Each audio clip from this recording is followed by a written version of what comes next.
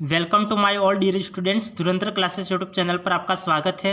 दोस्तों, हम linear equation in two variable के बारे में पढ़ रहे थे और मैंने 2 क्लासें पहले करवा दी है और आज ये हमारी तीसरी क्लास है। और पिछली 2 क्लासों में मैंने इंपॉर्टेंट सूत्र लिखवा रखे थे, 2-3 सूत्र आपको याद करने थे और इससे रिलेटेड मैंने क्वेश्चन भी करवा रखे थे। आज हम करेंगे कुछ प्रीवियस ईयर क्वेश्चन है उसको भी साथ लेके चलेंगे और MCQ क्वेश्चन भी करेंगे। तो चलो शुरू करते हैं बिना देरी किए। एक कमीज और एक स्कर्ट की कीमत 1380 रुपये है। एक कमीज और एक स्कर्ट की कीमत कितनी है? 1380 रुपये है। 3 कमीजों और 2 स्कर्ट की कीमत 3310 रुपये है। एक कमीज की कीमत कितनी है? हमें एक कमीज की कीमत हमें ज्ञात करनी है। तो हमें एक कमीज की कीमत हमें ज्ञात करनी है तो हम क्या करेंगे कि हमें एक कमीज और एक स्कर्ट की कीमत तो हमें दे रखी है और हमें इन दोनों एक कमीज और एक स्कर्ट की कीमत हमें टोटल कितनी दे रखी है? 1380 रुपये दे रखी है। तो हम कमीज को तो के से दर्शाते हैं और स्कर्ट को हम एस से दर्शाते हैं, एस से दर्शाते हैं। और एक कमीज और एक स्कर्ट की टोटल कीमत कितनी है? 1380 रुपये। तो 1380 रुपये लिख लिया। इस तरीके से इक्वेशन बनेगी। 3 कमीजों और 2 स्कर्ट की कीमत 3310 रुपये है। 3 कमीज, टोटल कितनी कमीज है? 3 कमीज। तो 3 कमीज और स्कर्ट कितने हैं? 2 स्कर्ट। 2 स्कर्ट की कीमत कितनी है? 3310 रुपये है। तो एक कमीज की कीमत ज्ञात करो। तो हमें एक कमीज की कीमत ज्ञात करनी है। तो एक कमीज की कीमत ज्ञात करने के लिए हम क्या करेंगे? हमारे पास यहाँ पे 2 इक्वेशन मिल गए। तो मैं इस सेकंड इक्वेशन में से फर्स्ट इक्वेशन को मैं घटा देता हूँ। तो घटाते ही क्या हो जाएगा? यहाँ पे ये प्लस का चिन्ह है और यहाँ पे ये प्लस का है तो ये क्या हो जाएगा? माइनस का। ये माइनस का और ये भी माइनस का हो जाएगा। तो हमें क्या आंसर मिलेगा? 3K में से 1K गया तो कितना बचेगा? ये सही लिखा है क्या? ये 3K में से 1K गया तो 2K हमारे पास बचेगा। आप इसको और भी डिवाइड कर सकते हो क्या? इसको और भी हम डिवाइड करके देख लेते, जैसे और भी जितना डिवाइड हो सकते उतना हम डिवाइड कर लेते। नहीं तो इसको आप इस तरीके से भी कर सकते हो, किसी भी वैल्यू को समान करके भी कर सकते हो। आपको जो उचित लगे उस तरीके से करिए। आपको तो क्या स्कर्ट की कीमत निकालनी है, तो स्कर्ट की कीमत आप कैसे निकालोगे? स्कर्ट की कीमत निकालने के लिए आप क्या करोगे? जैसे यहाँ पे 2 है तो इसमें मैं 2 का गुणा करवा लूँ, इसमें मैं 2 का गुणा करवा लूँ। तो इसमें 2 का गुणा करवाते ये कितना हो जाएगा? ये 2K हो जाएगा और ये 2S हो जाएगा। और यहाँ पे 2 का गुणा करवा लेता हूँ तो यहाँ पे मुझे टोटल वैल्यू मिल जाएगी 0, 8 2 की 16 का 6 हासिल 1, 13 2 की 26 और 1 27। तो 2760 मिल गई। अब 2760 मिल गई। अब मैं इसमें से ये माइनस कर देता हूँ तो 3K में से 2K गया तो कितना बचेगा? K बचेगा। ये प्लस का और ये माइनस का ये कैंसल आउट हो गया। ये 3310 में से 2760 में माइनस कर लेता हूँ तो ये मेरे पास कितना बचेगा? ये 3310 में से 2760, तो ये तो मुझे प्राप्त हो जाएगा 2760 और 3310। तो 0 का 0 एज इट इज़। और 331 में से 276 गए कितना बचेगा? 331 माइनस 276, तो ये मुझे 55 प्राप्त हो जाएगा। तो 55, तो ये टोटल कितने हो गए? 550। और हमें किसकी कीमत चाहिए थी? कमीज की कीमत चाहिए थी। तो कमीज की कीमत कितनी आ गई? 550। तो 550 हमारा ये राइट आंसर। ये कहाँ दिख रहा है? मुझे बी ऑप्शन में दिख रहा है। तो बी ऑप्शन इसका राइट हो जाएगा। किस तरीके से किया? हमें कमीज की कीमत निकालनी थी और हमें दोनों की वैल्यू दे रखी थी। तो एक बार वापस समझिए, यदि किसी स्टूडेंट्स को नहीं समझ में आता है तो एक बार वापस समझना। मैं सवाल को वापस रिपीट कर रहा हूँ। हमें दे रखा था एक कमीज और एक स्कर्ट की कीमत टोटल दे रखी थी 1380। तो एक कमीज और एक स्कर्ट की कीमत मैंने लिख ली K + S, टोटल 1380 रुपये लिख लिया। जैसे मैं स्टेप को गायब करके फिर सवाल कर रहा हूँ, वैसे ये स्टेप, ये लगभग 4 से 5 स्टेप में ये सवाल होगा। लेकिन हमें शॉर्टकट तरीका अपनाना है और एग्जाम में भी आपको शॉर्टकट तरीके से ही सवाल को करना है। तो लगभग 2 स्टेप में आंसर आ जाना चाहिए आपका। तो आपको दे रखा था एक कमीज और एक स्कर्ट की कीमत दे रखी थी 1380, तो मैंने कमीज और स्कर्ट टोटल मिला के 1380 लिख लिया। दूसरी इक्वेशन क्या बनेगी? 3 कमीज और 2 स्कर्ट। 3 कमीज और 2 स्कर्ट की कीमत टोटल कितनी है? 3310 रुपये। तो 3310 रुपये लिख लिया। अब हमें किसकी कीमत चाहिए, कमीज की कीमत चाहिए। तो कमीज को तो मैंने एज इट इज रखा और स्कर्ट को मैंने बराबर कर लिया। यहाँ पे 2 था तो मैंने पूरी इक्वेशन में 2 का गुणा किया, तो 2 का गुणा किया तो यहाँ पे 2 क्या हो गया, यहाँ पे 2s हो गया और यहाँ पे 2 का गुणा कर लिया। तो यहाँ पे कितना हो जाएगा, 1380 में 2 का गुणा करोगे तो 2760 हो जाएगा। अब ये इक्वेशन फर्स्ट हो गई और ये इक्वेशन सेकंड। इस इक्वेशन सेकंड में से ये इक्वेशन माइनस करूंगा तो ये माइनस करूंगा तो इसके चिन्ह परिवर्तित हो जाएंगे। ये प्लस का चिन्ह है तो ये माइनस का हो गया, ये प्लस का तो ये माइनस का, ये प्लस का तो ये माइनस का। तो ये प्लस माइनस ये कैंसिल आउट हो गए। 3k में से 2k गया तो k बचेगा और 3310 में से 2760 माइनस करोगे तो कितना बचेगा, 550 बचेगा। और 550 किसकी कीमत है, एक कमीज की कीमत है। तो कमीज की कीमत 550। ये हमें किस ऑप्शन में दे रखा है, तो बी ऑप्शन में दे रखा है। तो बी ऑप्शन हमारा राइट आंसर है। इस तरीके से आपको 2 स्टेप में ये आंसर को निकालना है। ज़्यादा स्टेप आप करोगे तो इसका कोई मतलब नहीं रहेगा, इसलिए आपको बिल्कुल शॉर्टकट तरीका अपनाना है। अब आगे देखिए, आगे हमें दे रखा है ये आरपीएससी फर्स्ट ग्रेड 2011 में आया हुआ क्वेश्चन है। आरपीएससी फर्स्ट ग्रेड 2011 में आया हुआ क्वेश्चन है और प्रीवियस ईयर क्वेश्चन है। यहाँ पे दे रखा है के किस मान के लिए समीकरणों का समूह kx + 2y = 5 और 3x + y = 1 का एक ही परिणाम होगा। तो एक ही परिणाम कब होगा और अनंत परिणाम कब होगा, तो ये सब कुछ मैंने आपको जो पहली क्लास थी हमारी लीनियर इक्वेशन इन 2 वेरिएबल की जो फर्स्ट क्लास है उसमें मैंने 3 इंपॉर्टेंट सूत्र लिखवा रखे हैं। तो वो सूत्र आपको याद करने पड़ेंगे और यदि आपने आज तक वो पहले वाली क्लास नहीं देखी है तो वो पहले वाली क्लास को देखोगे और वहाँ पे जो मैंने सूत्र लिखवाए थे वो सूत्र आप याद करोगे तो ऐसे सवाल आपको आसान लगेंगे करना। ऐसे सवालों को करना और भी आसान है। कैसे हमें परिणाम समान एक ही परिणाम प्राप्त होगा, तो एक ही परिणाम कब प्राप्त होगा, एक ही परिणाम प्राप्त होगा यदि a1/a2 does not equal to b1/b2 होगा, तब इसका परिणाम एक ही प्राप्त होगा। मैंने क्या लिखवाया था, a1/a2 does not equal to b1/b2। तो आपको ये एग्जाम में ये आपको लिखना नहीं है, आपको डायरेक्ट यहाँ से लिखना है। a1 की वैल्यू कितनी है, k है, और a2 की वैल्यू कितनी है, 3 है। Does not equal to b1 की वैल्यू कितनी है, b1 की वैल्यू 2 है, b1 की वैल्यू कितनी है, 2 है, और b2 की वैल्यू कितनी है, b2 की वैल्यू 1 है। तो यहाँ पे 1 लिख लो। अब यहाँ पे क्या करोगे, हमें किसकी वैल्यू चाहिए, k की वैल्यू चाहिए। तो ये कितना हो जाएगा, क्रॉस मल्टीप्लिकेशन हो जाएगा। तो k की वैल्यू कितनी आएगी, k does not k equal to कितनी आ जाएगी, k does not equal to 6 हो जाएगा, 3 दूनी 6। तो ये मुझे किस ऑप्शन में दे रखा है, तो ये किसी भी ऑप्शन में नहीं दे रखा है। यहाँ पे k इक्वल टू 6 है, ये k greater than equal to 6 है, ये k less than equal to 6 है, और इसमें से कोई नहीं। तो ये डी ऑप्शन हमारा राइट होगा। हमें आंसर क्या मिला, ये k does not equal to 6। और आपको पता है, यदि आपको पता है कि एक ही परिणाम कब प्राप्त होगा, जब a1/a2 does not equal to b1/b2, तो डज नॉट इक्वल टू कहाँ दे रखा है, तो यहाँ पे नहीं दे रखा है, तो ये गलत हो गया। ये ग्रेटर देन है, ये गलत हो गया। ये लेस देन है, ये गलत हो गया। तो ये इसका राइट आंसर। आप ये इतना सारा किए बगैर यदि आपने सूत्र याद कर रखे और आपने जो फर्स्ट क्लास हुई थी लीनियर इक्वेशन इन 2 वेरिएबल की, वो क्लास आपने देख रखी है, तो आपको ये करने की भी आवश्यकता नहीं पड़ेगी एग्जाम में। आपको एग्जाम में ये भी नहीं करना पड़ेगा। आप डायरेक्ट, आपको सूत्र याद है तो बीच में क्या आता है, डज नॉट इक्वल टू आता है। तो ये निशान आपको कहाँ दे रखा है, तो ये निशान तो आपको किसी ऑप्शन में नहीं दे रखा है। तो किसी ऑप्शन में नहीं दे रखा है तो कौन सा ऑप्शन राइट होगा, डी ऑप्शन इसका राइट होगा। और यदि आपको ये नहीं करने आता है और डायरेक्ट रूप से आप नहीं देख सकते, तो आपको एग्जाम में ये सूत्र तो नहीं लिखना है, डायरेक्ट ये लिखा करो k/3 और 2/1। तो k/3 और 2/1 आप क्रॉस मल्टीप्लिकेशन करवा लो। 3 का गुणा 2 से करोगे तो कितना आएगा, 3 दूनी 6। तो k does not equal to 6। तो ये हमें किस ऑप्शन में दे रखा है, तो ये किसी ऑप्शन में नहीं दे रखा है। तो डी ऑप्शन इसका राइट आंसर है, डी ऑप्शन इसका राइट आंसर है। अब आगे देखिए,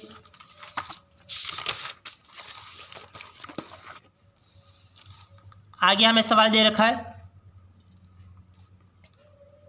हमें यह सवाल दे रखा है कि 2x माइनस के वाई प्लस 7 इक्वल टू 0 और 6x माइनस 12y प्लस 150 का किसके लिए कोई हल नहीं होता है, किसके लिए कोई हल नहीं होता है। तो यहाँ पे हमें ये दे रखा है, तो किसके लिए कोई हल नहीं होता है, तो किसके लिए हल नहीं होगे। तो मैंने पहले वाली क्लास में क्या बताया था, मैंने बताया था आपको, यदि a1/a2 A1/A2 equal to B1/B2 और does not equal to C1/C2, इसके लिए कोई हल नहीं होता है। ये मैंने आपको फॉर्मूले लिखवा रखे, तो आप पिछली क्लास को वापस, यदि आपको याद नहीं है तो पिछली क्लास को वापस देख लेना। पिछली क्लास हमारी पहली क्लास में मैंने ये बताया था, तो पिछली क्लास को आप वापस देख लेना। आपको समझ में नहीं आया होगा तो वापस समझ में आ जाएगा। यहाँ पे हमें दे रखा है कि ये दो इक्वेशन दे रखी है और इसके लिए हमें दे रखा है किसके लिए इसका हल नहीं होगा। तो किसके लिए हल नहीं होगा? यदि A1/A2 equal to B1/B2 does not equal to C1/C2। A1/A2, A1 की वैल्यू कितनी है? 2 है और A2 की वैल्यू 6 है। तो आपको एग्जाम में ये नहीं लिखना है, ये एग्जाम में लिखना नहीं है। आपको याद है तो अच्छी बात है, नहीं याद है तो याद कर लेना, लेकिन आपको एग्जाम में ये नहीं लिखना है। डायरेक्ट देखो 2/6, तो ये कितनी बार कटेगा? 2 3 6, 1/3 आएगा। ये माइनस का k और माइनस का 12, माइनस माइनस प्लस हो जाएगा और k/12 आ जाएगा। तो k/12 आ जाएगा। तो यहाँ पे तो 3 और यहाँ पे 12, 3 चौक 12, तो k की वैल्यू कितनी आ जाएगी? 4। तो कौन सा ऑप्शन राइट है? बी ऑप्शन राइट है। तो बी ऑप्शन हमारा राइट आंसर है। तो इस तरीके से आपको बिना पेन लगाए आंसर को टिक करना है। आपको एग्जाम में ये भी नहीं लिखना है। और आपको यहाँ पे सवाल को देखो, 2 से 6 कितनी बार कटेगा? 3 बार कटेगा। और -k/12, तो ये कितनी बार कटेगा? 3 से 12 कितनी बार कटेगा? 3 चौक 12, 4 बार कटेगा। तो k की वैल्यू कितनी आ गई? 4 आ गई। और ये एटीट्यूड कब आएगा? जब आप ज़्यादा से ज़्यादा प्रैक्टिस करोगे तब ये एटीट्यूड आप में आ पाएगा। तो इसलिए आपको अभी से ज़्यादा प्रैक्टिस करनी है। कैसे लिखा मैंने? एक A1 की वैल्यू कितनी है? 2 है, तो 2 लिख लिया। A2 की वैल्यू कितनी है? 6 है। इक्वल टू B1 की वैल्यू कितनी है? माइनस का k है। और B2 की वैल्यू कितनी है? माइनस का 12 है। तो माइनस माइनस तो प्लस हो गया। अब 2 से ये काटो, कितनी बार कटेगा?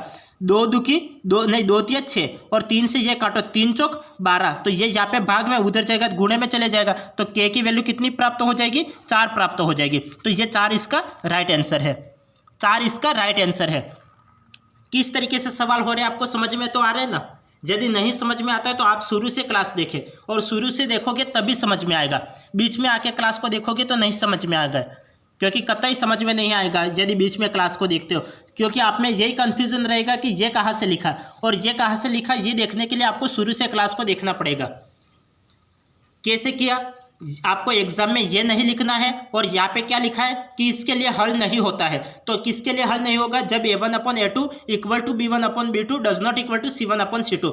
हमें A1/A2, A1 की वैल्यू 2 है, A2 की वैल्यू 6 है। तो 2 से ये कैंसिल आउट करो, कितनी बार? 3 बार कैंसिल आउट करोगे तो यहाँ पे 3 आ जाएगा। अब 3 से 12 कितनी बार कैंसिल आउट होता है? 3 चौक 12, 4 बार कैंसिल आउट होता है। तो k की वैल्यू कितनी प्राप्त हो जाएगी? 4 प्राप्त हो जाएगी। तो बी ऑप्शन इसका राइट आंसर है।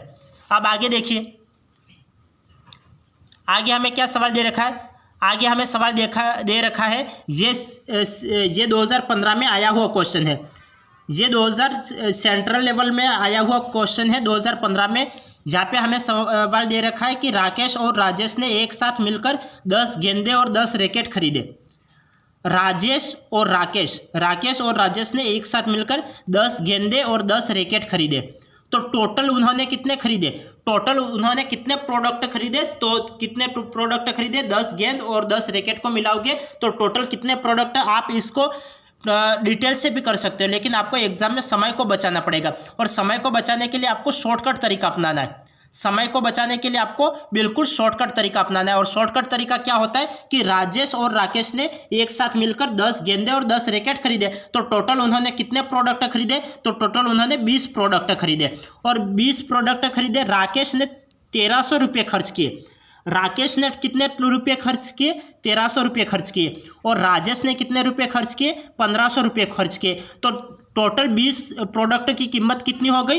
1300 और 1500, टोटल कितना होते हैं? 1300 और 1500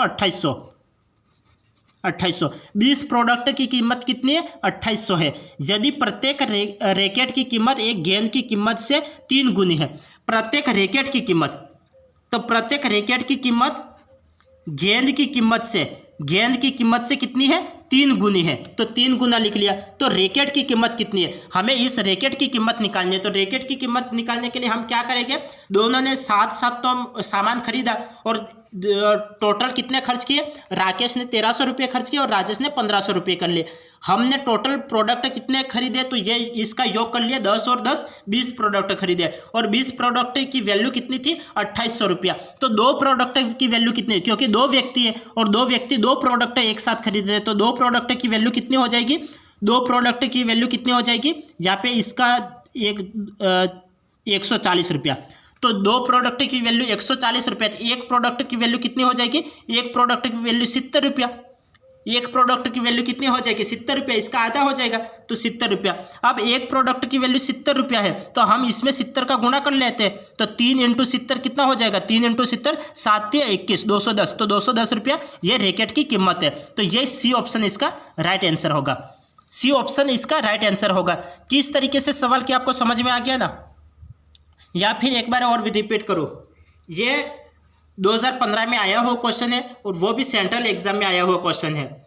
हमें क्वेश्चन क्या दे रखा था, यदि आप इसको डिटेल में करना चाहो तो डिटेल में भी कर सकते हो, लेकिन आपको एग्जाम में ज़्यादा से ज़्यादा दिमाग का यूज़ करना है और कम से कम पेन का यूज़ करना है, और इसके लिए आपको समय की बचत करनी पड़ेगी। और समय की बचत करने के लिए आपको 2-2 3-3 स्टेप में आंसर को निकालना है।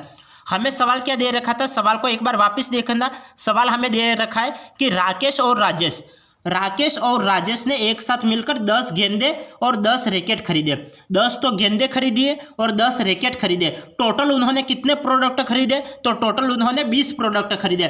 और राकेश ने कितने रुपए खर्च किए, 1300 रुपये खर्च किए, और राजेश ने कितने रुपए खर्च किए, 1500 रुपये खर्च किए। टोटल उन्होंने कितना पैसा खर्च किया, तो टोटल उन्होंने 2800 रुपये खर्च किया। 1300 और 1500 जोड़ोगे कितना हो जाएगा, 2800 रुपया।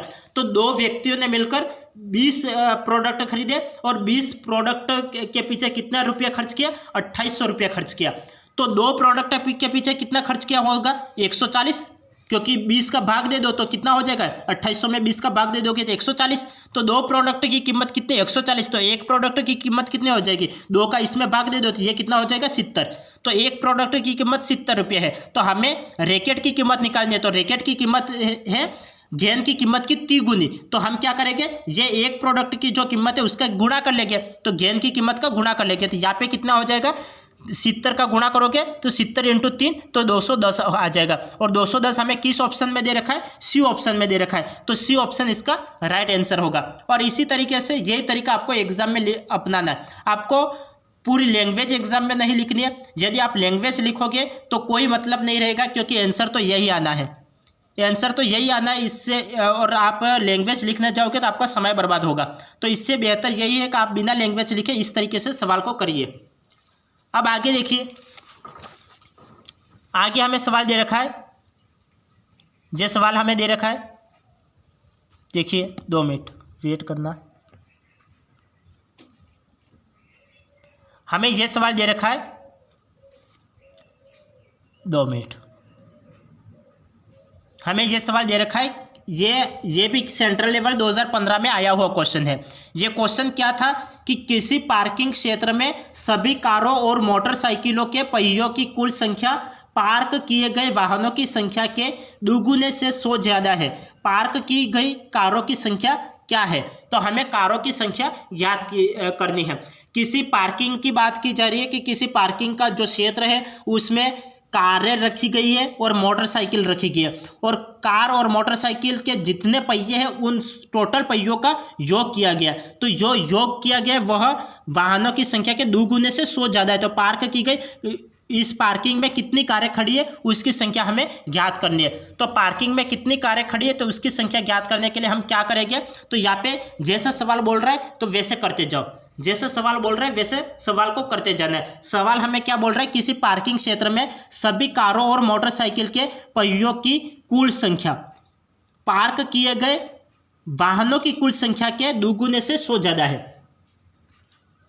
100 ज़्यादा है। तो इस तरीके से हमें दे रखा है। तो हम क्या करेंगे कि देखो यहाँ पे कार दे रखी है, तो कार को हम C से दर्शाते हैं और मोटरसाइकिल को हम M से दर्शाते हैं। तो यहाँ पे कारों की संख्या, देखो कार को हमने सी से दर्शाया है, सवाल को ध्यानपूर्वक समझना। कार को हम सी से दर्शा रहे हैं और मोटरसाइकिल को एम से दर्शा रहे। कार के कितने पहिए होते, तो कार के 4 पहिए होते, और मोटरसाइकिल के कितने पहिए होते, तो मोटरसाइकिल के 2 पहिए होते।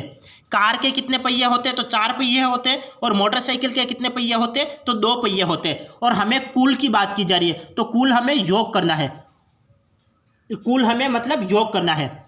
तो सवाल को वापस पढ़ना, साइकिलों के पहियों की कुल संख्या, पार्क किए गए वाहनों की कुल संख्या, तो वाहनों की कुल संख्या, तो वाहनों की कुल संख्या कितनी होगी, कार होगी और प्लस मोटरसाइकिल होगी।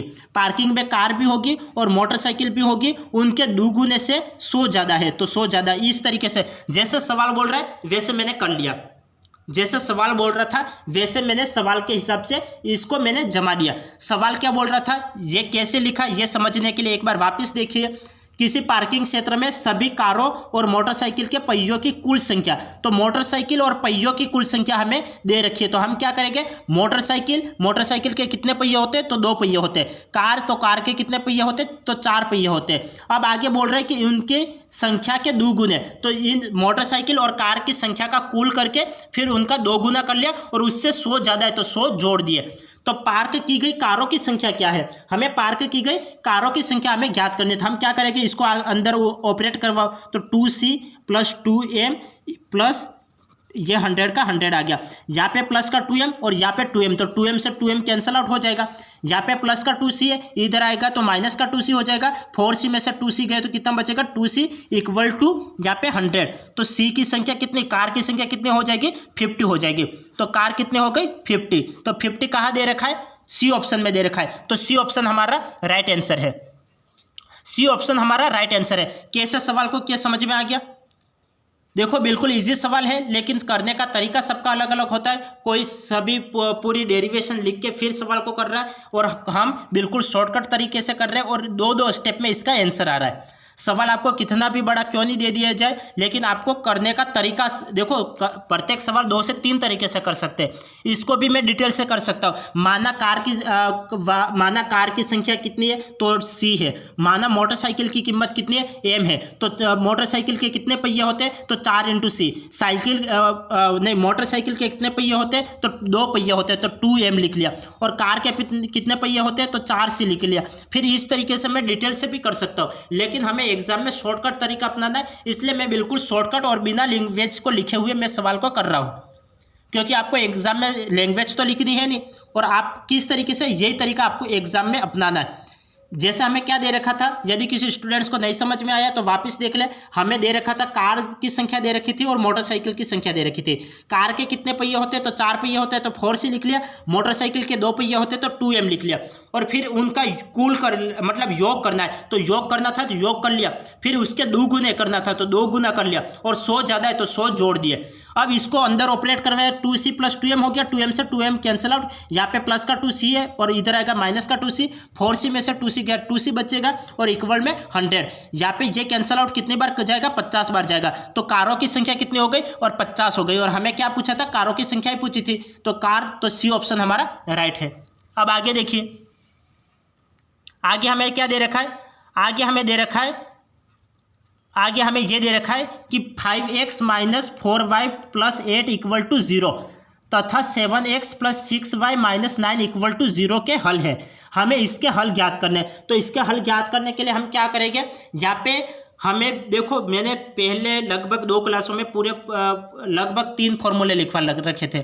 यदि आपने पिछली क्लास नहीं देखी तो वो आपकी गलती रहेगी, और मैं यहाँ पे आपको बिल्कुल शॉर्टकट तरीके से बताऊंगा कि शॉर्टकट तरीके से इस सवाल को कैसे करना है बिना सूत्र लिखे। आपको ये कैंसिल आउट करो, यहाँ पे 5 से 7 कैंसिल आउट होता है क्या, नहीं होता है, 5/7 आएगा। -4 से 6 कैंसिल आउट होता है क्या, नहीं होगा, क्योंकि ये -4/6 लिखोगे तो यदि 2 के पहाड़े से कैंसिल आउट भी होता है तो ये 2/3 आएगा, और 2/3 इसके बराबर है क्या, नहीं, बराबर नहीं है। तो ये क्या हो गया, A1/A2 does not equal to B1/B2 does not equal to आया, तो इसके हल कैसे हो गए, तो अद्वितीय हल हो गया। और अद्वितीय किस ऑप्शन में दे रखा है, ए ऑप्शन में दे रखा है, तो ए ऑप्शन इसका राइट आंसर है। समझ में आ गया, बिना पेन लगा इस सवाल को किया है। कुछ पेन नहीं लगाया जाए और आपको एग्जाम में यही तरीका अपनाना है। जैसे फॉर्मूला होता है A1/A2 does not equal to B1/B2। मैंने इसको किया कैसे किया, 5/7। A1 की वैल्यू 5 है, A2 की वैल्यू 7 है। Does not equal to B1 की वैल्यू कितनी है, -4 है, और B2 की वैल्यू कितनी है, 6 है। तो ये फर्स्ट A1/A2 इक्वल नहीं आ रहा है B1/B2 के। इसको कैंसल आउट भी करोगे तो 2 2 की 4 और 2 3 6, -2/3। क्या ये वैल्यू इस वैल्यू के बराबर है क्या? नहीं, ये वैल्यू इस वैल्यू के बराबर नहीं है। तो ये बराबर नहीं है तो हम क्या करेंगे, ये कैसे हल है, अद्वितीय हल है। ये कैसे हल है, तो अद्वितीय हल है। तो समझ में आ गया, यदि A1/A2 does not equal to B1/B2 होगा तब कैसे हल हो गए, अद्वितीय हल प्राप्त हो गया। और अद्वितीय किस ऑप्शन में दे रखा है, ए ऑप्शन में दे रखा है। तो ए ऑप्शन इसका राइट आंसर है। और ये कैसे आया, और ये कहाँ आया, ये कैसे आया, और ये अद्वितीय कैसे आया, या फिर हल अपरिमित कब नहीं हो गया, कोई हल कब नहीं होगा, तो ये सब देखने के लिए आपको शुरू से क्लास देखनी पड़ेगी। इसलिए आप शुरू से क्लास को देखा करें। अब आगे देखिए,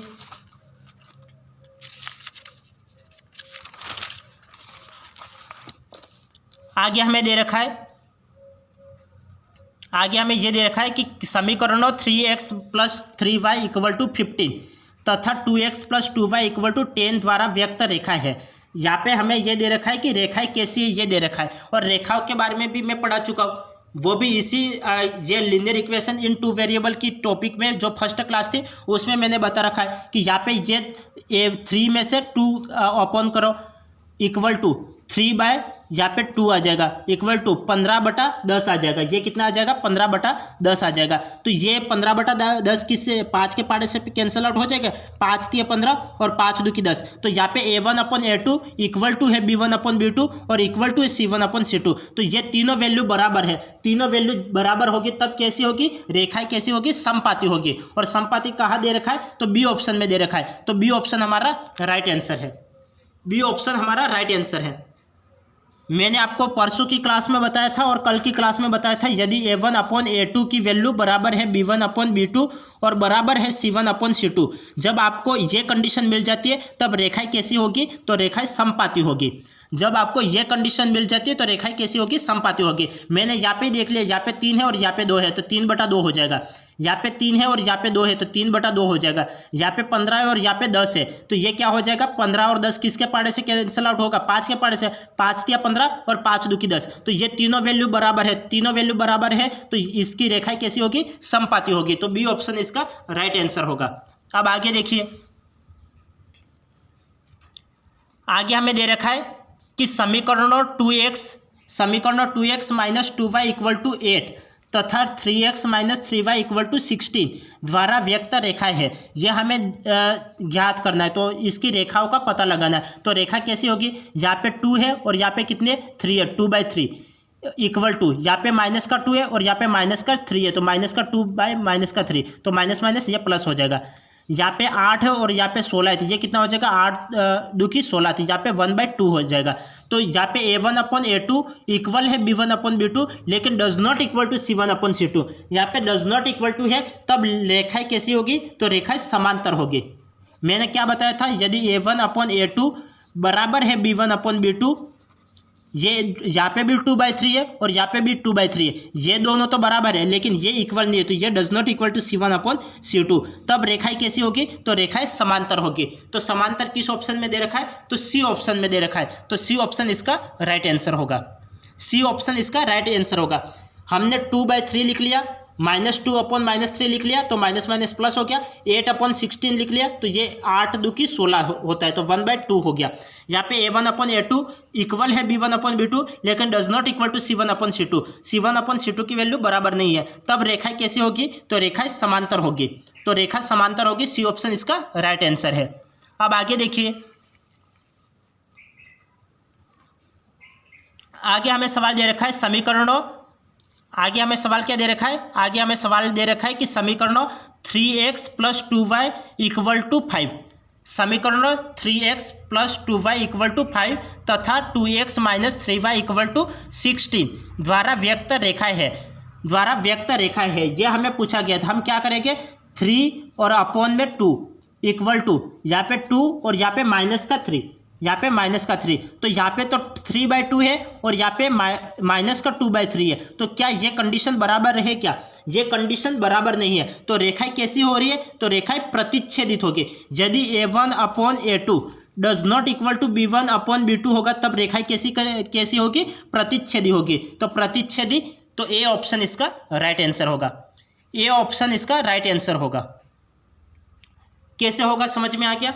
और ये रेखाएं प्रतिच्छेदित कब होगी, समपाती कब होगी और समांतर कब होगी, ये देखने के लिए आपको क्लास फर्स्ट से शुरू से क्लास को देखना पड़ेगा, तब आपको समझ में आएगा। आपको बीच में समझ में नहीं आएगा। और जो मैं पहले पढ़ा चुका हूँ और वो तो अब इस क्लास में नहीं पढ़ा सकता, क्योंकि इस क्लास में तो हम सवाल करने के लिए यहाँ पे आए हैं ना। तो सवाल हमें एक दो सेकंड में इस सवालों को करना है। यहाँ पे 3 है और यहाँ पे 2 है, तो 3/2 लिख लिया। यहाँ पे 2 है और यहाँ पे -3 है, तो 2/-3 लिख लिया। क्या ये वैल्यू इस वैल्यू के बराबर है? क्या ये वैल्यू इस वैल्यू के बराबर नहीं है। 3 2 के बराबर नहीं है और 2 -3 के बराबर नहीं है। तो हम क्या लिख सकते हैं? A1/A2 does not equal to B1/B2। जब इस तरीके से A1/A2 की वैल्यू B1/B2 के बराबर नहीं होती है तब रेखाएं कैसी होगी? तो प्रतिच्छेदित होगी। तो ए ऑप्शन हमारा राइट आंसर होगा। अब आगे देखिए,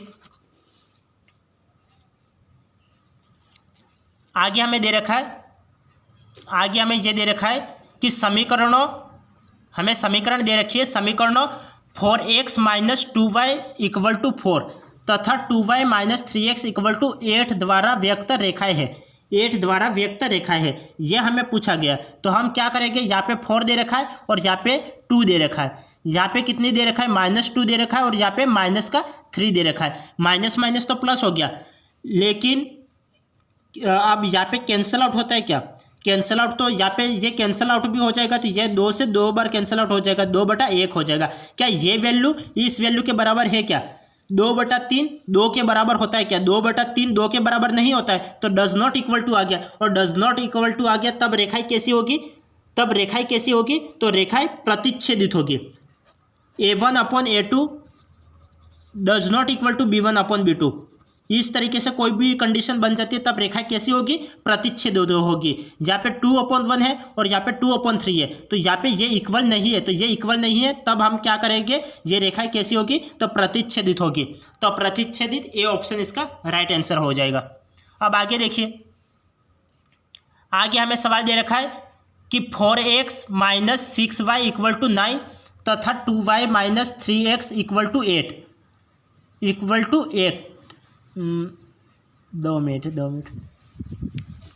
2 मिनट आप इस सवाल को वापस देखना। इस सवाल में थोड़ी बहुत गड़बड़ी हो गई है। देखो इस सवाल को वापस देखना। यहाँ पे कितनी दे रखा है? देखो इसका आंसर तो प्रतिच्छेदित ही आएगा, लेकिन यहाँ पे देखो 4x की वैल्यू के साथ 4x की वैल्यू आएगी। यहाँ पे कितने हैं? 4 है। आप यहाँ पे देख लेना, यहाँ पे x की वैल्यू कितनी है? 4 है। और यहाँ पे x की वैल्यू कितनी है? -3 है। और यहाँ पे y की वैल्यू कितनी है? -2 है। और यहाँ पे y की वैल्यू कितनी है? 2 है। तो अब यहाँ पे देखो 2 से 2 कैंसिल आउट करेगा तो यहाँ पे -1 बचेगा, तो ये वैल्यू बराबर नहीं है, तब इसका आंसर क्या होगा? प्रतिच्छेदित। आंसर तो यही आएगा, लेकिन आप इसको आपको जो एलिमेंट्स दे रखे होंगे तो उस एलिमेंट्स पे भी आपको ध्यान देना है, क्योंकि यहाँ पे 4x - 2y = 4 दे रखा था और यहाँ पे 2y - 3x = 8 दे रखा है। तो आपको समान जो वेरिएबल होते हैं उनको एक साथ लिखना है। यहाँ पे x की वैल्यू है तो x के नीचे x की वैल्यू ही आएगी, तो 4 के नीचे 3 आएगा और 2 के नीचे 2 आएगा, क्योंकि यहाँ पे y की वैल्यू साथ साथ आएगी और x की वैल्यू साथ साथ आएगी। तो यहाँ पे 4/3, यहाँ पे ये गलत हो जाएगा, यहाँ पे गलत हो जाएगा, ये मिस्टेक हो गई थी। देखो लेकिन आंसर तो वैसे सेम ही आ रहा है, लेकिन कई बार क्या होता है कि आंसर में थोड़ी बहुत मिस्टेक हो सकती है। आप इसलिए आपको गलतियां नहीं करनी है, क्योंकि यहाँ पे आपको ये देखना है x के नीचे x की वैल्यू आएगी। तो यहाँ पे 4 है तो 4 के नीचे -3 आएगा, तो 4 के नीचे -3। यहाँ पे y की वैल्यू कितनी है? -2 है और यहाँ पे y का गुणा कितना है? 2 है, तो -2/2। तो यहाँ पे 4/3 1 के बराबर नहीं है, तो ये डज नॉट इक्वल टू आएगा और डज नॉट इक्वल टू आया तो रेखाएं प्रतिच्छेदित होगी। अब आगे देखिए, आगे हमें ये दे रखा है कि 4x - 6y = 9 तथा 2y - 3x = 8 द्वारा व्यक्त रेखाएं है, यह हमें दे रखा है। तो इसकी रेखाएं कैसी? x के नीचे x की वैल्यू, 4 के नीचे x का गुणा कितना है? -3 है, तो -3 आएगा। और यहाँ पे y के नीचे y की वैल्यू, y का गुणा कितना है -6 और y की वैल्यू 2। अब यहाँ पे ये कैंसिल आउट होता है क्या, 2 3 6 हो जाएगा, तो ये तो बराबर नहीं है, ये भी क्या है बराबर नहीं है, ये भी बराबर नहीं होगा, क्योंकि यदि कैंसिल आउट हो भी जाता है 2 के पार्ट से मैं कैंसिल आउट कर लूँ 2 3 6 हो जाएगा, तो -4/3 -3 के बराबर है क्या, नहीं है, तो नहीं है तो रेखाएं कैसी होगी, प्रतिच्छेदित होगी। तो ये ऑप्शन हमारा राइट आंसर हो जाएगा। रेखाएं कैसी होगी, प्रतिच्छेदित होगी, तो ये आंसर हमारा राइट आंसर हो जाएगा। अब आगे देखिए, आगे हमें सवाल दे रखा है कि समीकरणों 5x - 3y = 11 तथा 10x - 6y = 22 द्वारा व्यक्त रेखाएं है। x के नीचे x की वैल्यू 5/10, y के नीचे y की वैल्यू -3/-6। ये कैंसिल आउट होता है क्या, 3 2 की 6, तो ये यदि कैंसिल आउट कर भी लूँ तो ये कैसे होगा, 5 2 की 10, तो यहाँ पे 1/2 हो जाएगा, और 3 2 की 6 और माइनस प्लस, तो ये भी 1/2 हो जाएगा, और इक्वल टू 11/22, तो 11 2 की 22 होता है, तो यहाँ पे 11/22 भी क्या होता है, 11 2 की 22, तो ये भी 1/2 हो जाएगा। यहाँ पे 1/2 है, यहाँ पे 1/2 है, और यहाँ पे 1/2 है, तो यहाँ पे तीनों A1/A2 इक्वल टू है B1/B2 और इक्वल टू C1/C2। तब रेखा कैसी होगी, यदि A1/A2 B1/B2 और C1/C2 हो, तब रेखा कैसी होगी, तो रेखा समपाती होगी। तो समपाती कहाँ दे रखा है, तो बी ऑप्शन में दे रखा है, तो बी ऑप्शन हमारा राइट आंसर हो जाएगा। अब आगे देखिए, आगे हमें दे रखा है, आगे हमें यह दे रखा है कि समीकरण 2x - 3y = 8। समीकरण क्या दे रखी है कि समीकरण 2x - 3y = 8 में यदि y = 2 हो तो x का मान होगा। y की वैल्यू यहाँ पे ऑपरेट करवा लो, तो y की वैल्यू 2 रखते ये कितना हो जाएगा, 3 2 की 6, और यहाँ पे जाएगा प्लस का हो जाएगा 6 और 8 कितना हो जाएगा 14, और 14 2 से कितनी बार कटेगा, 7 बार कटेगा, तो डी ऑप्शन हमारा राइट आंसर हो जाएगा। डी हमारा राइट ऑप्शन हो जाएगा। तो इस तरीके से हमें सवाल को करना है। यहाँ पे y की वैल्यू आपको दे रखी थी, तो y की वैल्यू यहाँ पे ऑपरेट करवा लेंगे, तो यहाँ पे कितने हो जाएगा, 2x माइनस का 3 2 की 6, तो 6 = 8, तो 2x = कितना हो जाएगा, -6 है, तो इधर जाएगा +6 हो जाएगा, 6 और 8 कितना हो जाएगा 14, तो x की वैल्यू कितने हो जाएगा, 7 2 की 14, तो यहाँ पे 7 इसका राइट ऑप्शन है। तो 7 कहाँ दे रखा है, डी ऑप्शन में दे रखा है, तो डी इसका राइट ऑप्शन है। अब आगे देखिए, आगे हमें क्या दे रखा है, आगे हमें दे रखा है समीकरण 2x - y + 9 = 0 में यदि x = -6 हो तो y का मान है। x की वैल्यू यहाँ पे ऑपरेट करवा लो, तो x की वैल्यू -6, तो यहाँ पे कितना हो जाएगा, 6 2 की 12, -12 और +9, तो ये कितना हो जाएगा, -12 और +9, तो 12 में से 9 गए तो ये कितने बचेगा, 12 में से 9 गए तो ये कितने बचेगा, 12 में से 9 गए तो 3 बचेंगे, तो y की वैल्यू कितनी प्राप्त हो जाएगी, 3, तो वो भी कौन सा 3 प्राप्त होगा, -3, तो -3 कहाँ दे रखा है, डी ऑप्शन में दे रखा है, तो डी ऑप्शन इसका राइट आंसर हो गया। डी ऑप्शन इसका राइट आंसर। बिना पेन लगाए ऐसे सवालों को करना है आपको एग्जाम में। आपको किसी एक की वैल्यू दे रखी है, दूसरे की वैल्यू आपको ज्ञात करनी है, तो जैसे मैं x की वैल्यू -6 यहाँ पे ऑपरेट करवाता हूँ, तो ये कितना हो जाएगा, 6 2 की 12, तो -12 और -y और +9 = 0, -12 और +9, ये कितना हो जाएगा, -3, और उधर जाएगा तो कितना हो जाएगा, +3 हो जाएगा, -y = +3 हो गया। अब दोनों तरफ माइनस ऑपरेट करवाते हैं, यहाँ पे माइनस प्लस हो जाएगा और यहाँ पे माइनस हो जाएगा, तो y की वैल्यू कितनी प्राप्त हो गई, -3 प्राप्त हो गई, और -3 कहाँ दे रखा है, डी ऑप्शन में दे रखा है, तो डी ऑप्शन इसका राइट आंसर हो जाएगा। अब आगे देखिए, आगे हमें समीकरण दे रखी है कि समीकरण युग्म 2x + 4y = 9 तथा 3x + 4y = 16 में x का मान होगा। हमें x का मान ज्ञात करना है, तो x का मान ज्ञात करने के लिए हम क्या करेंगे, x का मान ज्ञात करने के लिए हमें इस समीकरण को सोल्व करना पड़ेगा। यदि ये समीकरण तो मुझे बड़ी दिख रही है, क्योंकि यहाँ पे 16 दे रखा है और यहाँ पे 9 दे रखा है, मैं इस समीकरण में से ये समीकरण माइनस कर लेता हूँ, तो यहाँ पे ये माइनस कर लेता हूँ तो इसके चिन्ह परिवर्तित हो जाएगा, ये प्लस का माइनस का हो जाएगा, ये माइनस का हो जाएगा और ये माइनस का हो जाएगा, तो 3 में से 2 गए कितना बचेगा, 1 x बचेगा, और यहाँ पे 4y से 4y तो कैंसिल आउट हो जाएगा, और 16 में से 9 गज कितना बचेगा, 16 में से 9 माइनस करोगे तो 7 बचेगा, और ये कहाँ दे रखा है, तो ये मुझे बी ऑप्शन में दे रखा है, तो बी ऑप्शन इसका राइट आंसर हो जाएगा।